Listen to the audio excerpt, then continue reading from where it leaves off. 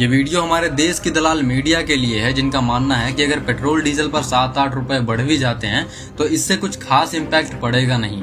वैसे अगर ऊपर से देखा जाए तो 7 रुपए के इजाफे से कोई बहुत बड़ा फर्क नहीं पड़ता। अब ये वीडियो देखने के बाद मुझे ये चीज तो पता चल गया कि ये भी अपने पिताजी की तरह चौथी फेल है, जिसको ये तक नहीं मालूम है कि सिर्फ पेट्रोल डीजल के दाम बढ़ने से कितने चीजों पर इम्पैक्ट पड़ता है। सबसे पहले तो ट्रांसपोर्ट महंगा होगा। ट्रक, बस, ऑटो, कैब, हर एक चीज का फ्यूल कॉस्ट बढ़ जाता है। सब्जी और राशन के सामान भी महंगे हो जाएंगे, क्योंकि सामान को एक सिटी से दूसरे सिटी तक ले जाने में ट्रक का यूज होता है और ट्रक में डीजल ही यूज होता है। ऑनलाइन डिलीवरी चार्जेस भी बढ़ जाएंगे। Amazon, फ्लिपकार्ट, स्विगी, जोमेटो, हर एक प्लेटफॉर्म का डिलीवरी चार्ज तुरंत बढ़ जाएगा, क्योंकि डिलीवरी करने में जिन व्हीकल्स का यूज होता है वो फ्यूल पर ही चलते हैं। अब देखो, इसका सबसे बुरा इम्पैक्ट किसानों पर भी पड़ेगा। फ्यूल के दाम महंगे होने और फ्यूल ना मिलने की वजह से किसान खेती तक नहीं कर पाएंगे, क्योंकि ट्रैक्टर में भी फ्यूल ही यूज होता है। इन्फ्लेशन बढ़ता जाएगा और धीरे धीरे हर एक चीज महंगी हो जाएगी। जब तक मोदी जी पीएम नहीं बने थे, तब अगर डीजल पेट्रोल के दाम 1 रुपए भी बढ़ जाते थे तो वो सीधा आकर खुला मीडिया के सामने बोलते थे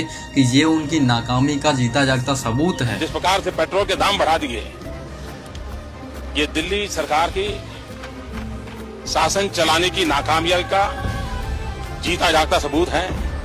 अभी सिर्फ 11-12 दिन के अंदर 8 रुपए डीजल पेट्रोल महंगा हुआ है। मोदी जी, ये आपके नाकामी का जीता जागता सबूत है। और ये लोग हमारे देश के सबसे बड़े कलंक हैं, जिनको पत्रकारिता करने के साल में 10 से 12 करोड़ रुपए मिलते हैं। और पत्रकारिता के नाम पर इनको सिर्फ मोदी सरकार की तारीफें करना, मोदी सरकार के तलवे चाटना और ऑपोजिशन को नीचा दिखाना, बस यही आता है। मैं हमेशा बोलता हूँ कि देश का बेड़ा गर्क करने में अगर सबसे बड़ा हाथ किसी का है तो वो हमारे देश की दलाल मीडिया का है। जो काम हमारे देश की दलाल मीडिया पैसे लेकर भी नहीं करती है, वो काम हम जैसे सैकड़ों इन्फ्लुएंसर्स बिना पैसे के करते हैं। तो आप सपोर्ट दिखाने के लिए फॉलो कर सकते हैं। बाकी जय हिंद, जय भारत दोस्तों।